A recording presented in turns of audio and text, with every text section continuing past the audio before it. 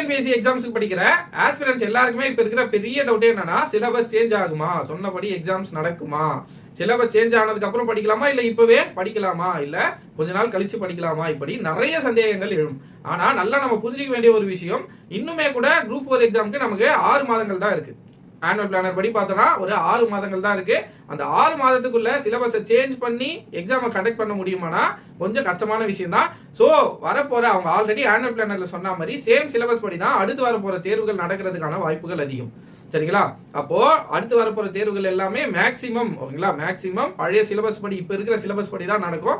அதற்கு அடுத்த வருடம் வேணும்னா 2027 வேணும்னா புதிய சிலபஸ் மாறதுக்கான வாய்ப்புகள் உண்டு. ஏன்னா டைம் பீரியட் கொஞ்சமா இருக்கிறதால சிலபஸை சேஞ்ச் பண்ணி எக்ஸாம் வைக்கணும்னா டைம் எடுக்கும். ஸோ பழைய சிலபஸ் படியே என்ன பண்ணுவாங்க, எக்ஸாம்ஸை கண்டக்ட் பண்றதுக்கான வாய்ப்புகள் தான் அதிகமா இருக்கு. ஸோ தொடர்ந்து படிங்க, யாரும் படிக்கிறத விட்டுறாதீங்க.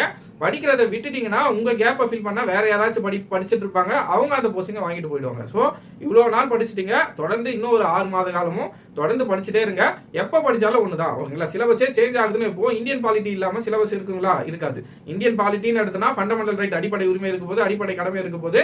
ஸோ இப்போ சிலபஸ்ல என்ன இருக்கோ அதே தான் இருக்க போது. மேபி யூனிட் வேணா சேஞ்ச் பண்ணி கொடுக்கலாம். ஆனா இப்ப இருக்கிற பாலிட்டி கண்டென்ட்டோ ஹிஸ்டரியோ ஐஎன்எம்மோ அதே தான் இருக்க போது. ஸ்கீம்ஸ் எல்லாம் தான் பழைய ஸ்கீம்ஸ் ஓகேங்களா, போன ஆட்சியில் நடந்த ஸ்கீம்ஸ் எல்லாம் தான் இந்த வரப்போற எக்ஸாம்ஸ்ல கேட்காம இருப்பாங்களே தவிர ரீசனிங் ஆப்டிடியூட் இருக்கத்தான் செய்யும். ஸோ அதையும் கண்டினியூஸா படிங்க.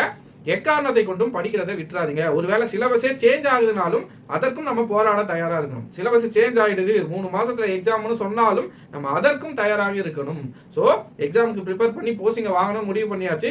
ஸோ கன்சிஸ்டன்சியா படிக்க வேண்டியதுதான் நம்மளுடைய வேலை. நம்மளை பொறுத்த வரைக்கும் படிச்சு நாலேஜை கெயின் பண்ணி வச்சுக்க வேண்டியதுதான். எப்பனா எக்ஸாம் வைக்கட்டும், அவன் சொன்ன டேட்லனா வைக்கட்டும், இல்ல ஒரு எக்ஸாம்பிளுக்கு சொல்ற தள்ளி கூட வைக்கட்டும், நம்மளுடைய வேலை படிச்சு எக்ஸாமை கிளியர் பண்றது தான். ஸோ எப்பனா எக்ஸாம் வைக்கட்டும், நம்ம எல்லாத்துக்கும் தயாரா இருக்கும் ஓகேங்களா. பழைய சிலபஸ் படி தேர்வு வச்சாலும் சரி, புது சிலபஸே வச்சு தேர்வு வச்சாலும் சரி, நம்ம எல்லாத்துக்கும் தயாராக இருக்கணும்.